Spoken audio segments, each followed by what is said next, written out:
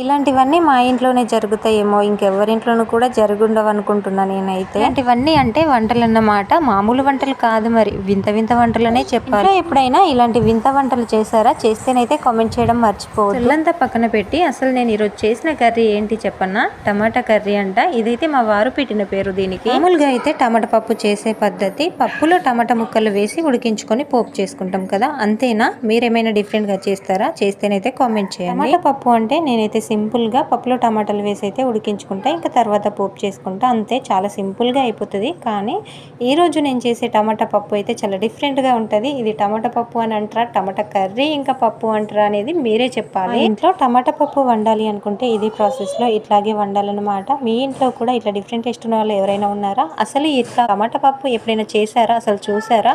ప్రాసెస్లో టమాటా పప్పు ఒకసారి ట్రై చేయండి. అలాగే వీడియో నచ్చితే ఒక చిన్న లైక్ ఇచ్చేసి వెళ్ళొచ్చుగా.